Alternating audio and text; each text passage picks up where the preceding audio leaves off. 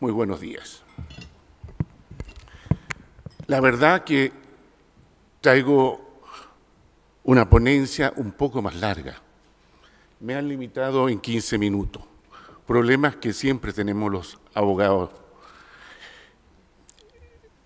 Para entender bien el problema que nos preocupa desde el punto de vista penal, en cuanto a las sanciones, siempre hemos pensado que hay que entender un poco la historia, porque el derecho penal va a la saga, va detrás de las infracciones. Hay un primer momento fundamental para comprender el delito económico. Es lo que se llamó el desarrollo de la ideología liberal. Las estructuras sociales comenzaron a sufrir cambios importantes a finales del siglo XVIII, cuando la actividad comercial experimentó una tecnificación y racionalización que llevó al nacimiento de las industrias. Pero el planteamiento del derecho ante este Estado fue, repito, una posición liberal, la mano invisible que regula el mercado. En esta situación, el derecho penal solo actuaba desde el punto de vista administrativo. Esto tiene un momento histórico fundamental, que es cuando tiene que cambiarse el giro o rol del Estado con la caída de la Bolsa de Valores estadounidense en 1929. Solo voy a citar, han estudiado este tema profundamente Martos Núñez, Riggi, Terradillo Bosaco, entre otros. Un segundo momento, el intervencionismo del Estado. Queda atrás este Estado liberal y en las primeras décadas del siglo XX el Estado empezó a desarrollar una política de orden de la economía. El Estado dejaba de esta manera tener la función de un simple vigilante del orden natural y empezaba a asumir una participación activa en el desarrollo de la economía nacional. Pero aquí ocurrió algo como siempre ocurre en materia de derecho. El derecho creció mucho y se produjo abuso del derecho. Vamos a la tercera etapa, el neoliberalismo. La economía social de mercado.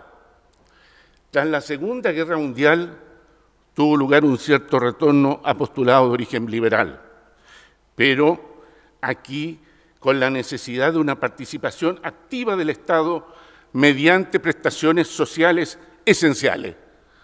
Han estudiado profundamente esta materia el gran tratadista argentino radicado en España, Bacigalupo, también Arroyo Zapatero, y el maestro del derecho penal económico, Klaus Tiedemann. El fracaso del Estado de Bienestar. Fracasó el Estado de Bienestar. ¿Y por qué fracasó? La imposibilidad de castigar nuevas formas de aparición de conductas lesivas con los tipos penales tradicionales. Así, en los delitos económicos lo trata muy bien Tiedemann. Incluso hubo una cierta perversión del Estado que, aprovechándose de esto, quiso tener más presencia. Pero independientemente de las causas de este desarrollo legislativo del derecho penal económico, la verdad que sigue experimentando un avance. El derecho penal económico se ha ampliado no solo por la creación de nuevas figuras, sino por la reformulación de figuras antiguas. Y ahora, como vamos a ver, porque se ha tipificado una conducta que no queríamos tipificar como delito. Resumo con una frase que dijo por allá por el año 62, el primer estudioso en América Latina del delito económico, Enrique Aftalión, gran estudioso argentino. Dijo, todo esto hay que estudiarlo desde el punto de vista constitucional. Democracia, libertad. Democracia, libertad y justicia social. lo que se habla hoy en día de los derechos sociales o económicos. Chile, por su parte, ha tenido una evolución bien interesante. Voy a fijar ciertos hitos antes de analizar los problemas. En Chile, ya desde la época de la patria vieja, la colonia, encontramos algunas manifestaciones sobre este tema. La ordenanza número 51 del Cabildo de Santiago castigaba el acaparamiento de artículos alimenticios y de primera necesidad en época de escasez. La Constitución del año 1823 creó la Dirección de Economía Nacional. La Constitución del año 1833, de gran inspiración liberal, pero también dejó a cargo de los municipios a los establecimientos comerciales e industriales. Y el Código Penal nuestro, que trataron por todos los medios de aplicarlo a situaciones que ocurrieron hace poco tiempo con las normas contenidas en el artículo 285. Ya don Luis Cousiño decía: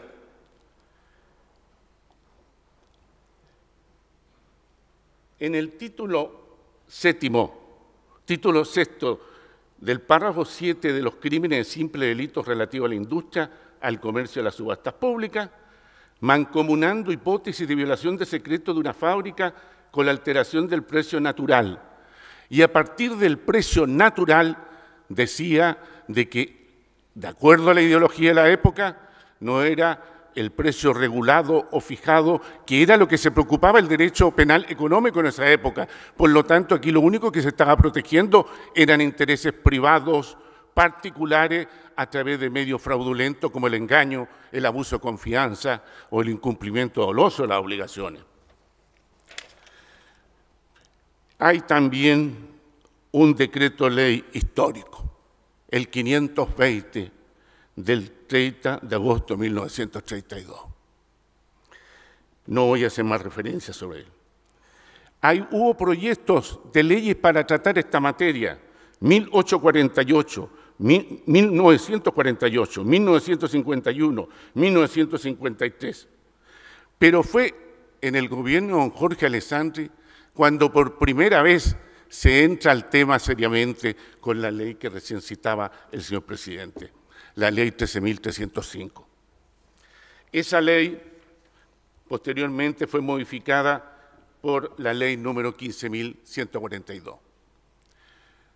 Las ciencias penales chilenas, en un momento de gran desarrollo, 1962, el Instituto de Ciencias Penales crea la Jornada del Delito Económico, y donde en ella atendía las convulsiones políticas que traía legislar sobre esta materia, el profesor Novoa invitó a tres distinguidos y versados juristas, los senadores Francisco Bulnes, señor Ampuero y don Víctor García Garcena. En esa jornada se trató la idea de legislar en materia de delito económico. Además, sobre la técnica que teníamos que usar en estos tipos de delitos. Y participaron el profesor Cousiño y el profesor Echeverri. Fueron objeto de estudio y análisis, discusiones tales como los problemas relativos a establecer la antijuridicidad real que anida en estos atentados, porque si no determinamos la real antijuridicidad, nos vamos a equivocar. Segundo, ¿cuál es el bien jurídico protegido? La delimitación del delito económico en relación con otros tipos penales, el procedimiento adecuado, y ya por primera vez comenzaban diciendo tiene que ser un tribunal integrado como está integrado ahora, no solamente con abogados, y que proteja las garantías del imputado. Ahí participaron muchos profesores, entre ellos mi querido profesor de esta facultad, quien me formó en materia penal, don Manuel Guzmán Vial. Que paz descanse. Vamos a cortar. Algunos alcances sobre estas nuevas infracciones y sanciones incorporadas por la ley. De partida, no tenemos que olvidar lo que dice el artículo 1. Es, como objetivo de la ley, promover y defender la libre competencia en los mercados. Los atentados contra la libre competencia en la actividad económica serán corregidos, prohibidos o reprimidos en la forma y con las sanciones previstas en esta ley. Aquí, la verdad de las cosas que tenemos que tener presentes para ver posteriormente el artículo 62, que es el incorporado por la ley 20.945, lo que señala el artículo 3 para hacer las distinciones correspondientes.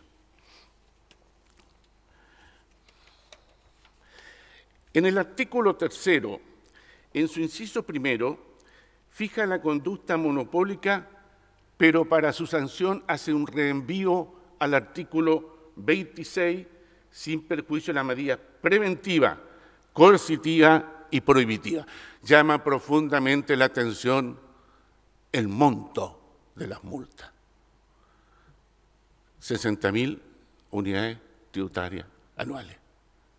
30.000 millones más o menos sacando las cuentas. La norma del artículo 3 es de carácter genérico. En cambio, el artículo 62, si ustedes lo leen con cuidado, su materia de prohibición es específica y detallada, pues está respetando el principio de la legalidad o reserva.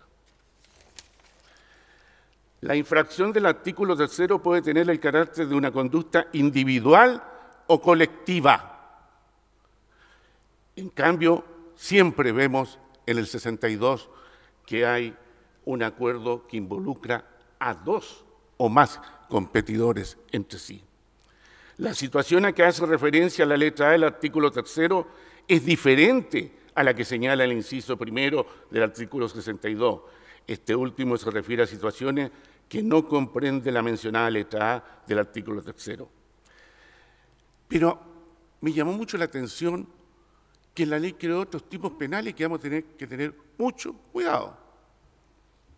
En la letra H del artículo 39 dice: serán atribuciones y deberes del fiscal nacional económico quienes, con el fin de dificultar, desviar o eludir el ejercicio de las atribuciones de la Fiscalía Nacional Económica, oculten información que le haya sido solicitada por la Fiscalía o le proporcionen información falsa, incurrirán en la pena de presidio menor en su grado mínimo a medio. Pero además, recién veíamos que tiene facultades muy potentes. El fiscal nacional, a través de petición fundada y con la aprobación del Tribunal de Defensa de la Libre Competencia y la autorización del ministro de la Corte de Apelaciones de turno, puede entrar a recintos públicos o privados y, si fuere necesario, allanar y descerrajar, registrar e incautar toda clase y documentos que permitan acreditar la existencia de la infracción, autorizar la interceptación de toda clase de comunicaciones, ordenar a cualquier empresa que preste servicio de comunicaciones, que facilite copias y registros de las comunicaciones transmitidas o recibidas por ella. Hay también otros tipos penales. Se le obliga al fiscal nacional interponer querella por los delitos establecidos en el artículo 62 y en el inciso sexto del artículo 39.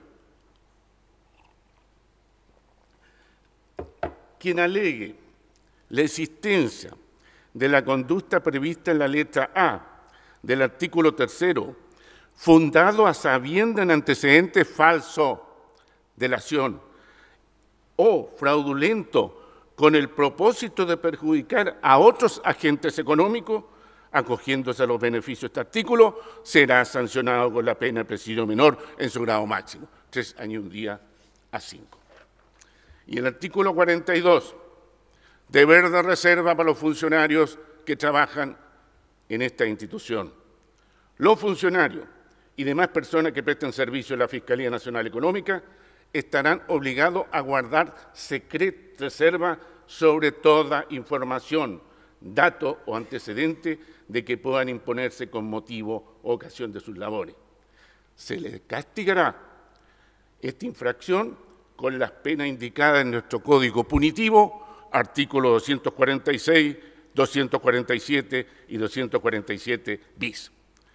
Y ojo, como pueden haber asesores o consultores a la Fiscalía Nacional Económica, dice el artículo 43, los asesores o consultores que presten servicios sobre la base de honorarios para la Fiscalía Nacional Económica o el Tribunal de Defensa de la Libre Competencia se considerarán comprendidos en la disposición del artículo 260 del Código Penal.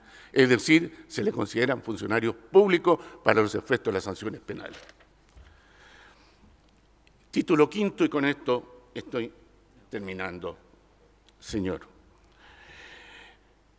Se le denominó, como siempre, en las leyes últimas, dicen, de las sanciones. Sí, parece que al derecho penal lo que le caracteriza es la sanción o la pena, por eso se le llama derecho penal. El que celebre o ordene celebrar, ejecute o organice un acuerdo que involucre a dos o más competidores entre sí. ¿Y qué tiene que hacer? Limitar, fijar precios de venta o de compra de bienes o servicios en uno o más mercados. 2. Limitar su producción o provisión. Dividir, asignar o repartir zonas o cuotas de mercado. Afectar el resultado de licitaciones realizadas por empresas públicas, privadas, prestadoras de servicios públicos u órganos públicos. Será castigado con la pena de presidio menor en su grado máximo a presidio mayor en su grado mínimo, 3 años y un día hasta los 10. Y la inhabilitación que se le aplica es de 7 años y un día a 10. Pero el legislador, extremando su dureza, dijo: voy a dar normas respecto a la determinación de la pena. Para determinar las penas establecidas en los incisos anteriores, el tribunal no tomará en consideración lo dispuesto en los artículos 67 a 69 del Código Penal, ni las reglas especiales de determinación de las penas establecidas en otras leyes, y en su lugar aplicará lo siguiente. ¿Por qué? Si ustedes recuerdan las penas del 65 del Código, del artículo 65 hasta el 69, cuando hay 2 atenuantes, puedo yo bajar grado, o cuando hay agravante y no puedo subir. Acá eso no se puede hacer. Si no concurren circunstancia atenuante ni agravante en el hecho, el tribunal podrá recorrer toda la extensión de la pena señalada por la ley al aplicarla. Tratándose de pena establecida en el inciso primero, si concurren una o más circunstancias atenuantes y ninguna agravante, el tribunal impondrá la pena en su grado inferior, pero no bajándola. Si concurre una o más agravantes y ninguna atenuante, aplicará la pena en su grado superior. Está alterando el inciso tercero y cuarto del artículo 68. Tratándose de la pena establecida en el inciso segundo, si concurren una o más circunstancias atenuantes y ninguna agravante, el tribunal impondrá la pena en su grado mínimo. No baje, señor. Si concurre una o más agravante y ninguna atenuante, le impondrá en su grado máximo Para determinar en tales casos el mínimo y máximo de la pena se dividirá por la mitad el periodo de su duración. La más alta de estas partes formará el máximo y la más baja el mínimo. Pero aquí viene lo importante. Si concurren circunstancias atenuantes y agravantes, se hará su compensación racional para la aplicación de la pena, graduando el valor de unas y otras. Pero el tribunal no podrá imponer una pena que sea mayor o menor al marco fijado por la ley, salvo que procedan las circunstancias establecidas en los artículos 51 a 54. Señor, seamos dentro de este marco que estableció el legislador, salvo que haya un problema de participación, complicidad, encubrimiento, o un problema de grado de desarrollo del delito que esté en el grado consumado, frustrado o tentado. A eso se está refiriendo. Pero aquí viene algo que va a doler. ¿Será aplicable lo previsto en la ley 18.216? Esta ley que establece penas que indique como sustitutiva a las penas privativas o restrictivas de libertad conforme a la regla general. Sin embargo, la ejecución de la respectiva pena sustitutiva quedará en suspenso por un año, tiempo durante el cual el condenado deberá cumplir en forma efectiva la pena privativa de libertad a la que fuere sancionado. Señor, usted es condenado, tiene que cumplirme un año efectivamente y después vemos si le damos algún beneficio de la 18.216. Está la liberación de responsabilidad penal de la delación. Ustedes ya se habrán enterado, artículo 39 bis. Pero el delator tiene sus obligaciones. Están en el inciso segundo, el artículo 63. Deberá proporcionar al Ministerio Público y al tribunal competente los mismos antecedentes que previamente entregó a la Fiscalía Nacional Económica. Deberá prestar declaración en calidad de testigo en la forma dispuesta en el artículo 191 del Código Procesal Penal, declaración que será incorporada al juicio oral. Si el testigo legalmente citado no compareciera sin justa causa o se negara a ratificar su declaración prestada ante la Fiscalía Nacional Económica y así lo declarara el juez de garantía competente a petición del Ministerio Público o incurriere en alguna de las conductas previstas en los artículos 206 a 269 bis del Código Penal, será privado de esta liberación. Titular de la acción penal. Triunfó la Fiscalía Nacional Económica. La gran discusión que hemos tenido últimamente, ¿quiénes van a ser titulares? ¿El Ministerio Público siempre o va a haber algunas salvedades? Ahora en esta ley se dice el titular es la Fiscalía Nacional Económica. Artículo 64. La investigación en los hechos señalados en el inciso primero del artículo 62 solo se podrán iniciar por querella formulada por la Fiscalía Nacional Económica. ¿En qué caso interpondrá querella? Porque puede que no lo quiera hacer. Dice si se tratara de hechos que comprometieran gravemente la libre competencia en los mercados. Y el fiscal nacional, después de la sentencia definitiva, tiene un plazo de 6 meses para, mediante la resolución fundada, decir que no se va a querellar o ejercer la acción penal. Y prescribe este delito en 10 años. Muchas gracias. Con esto termino mi intervención.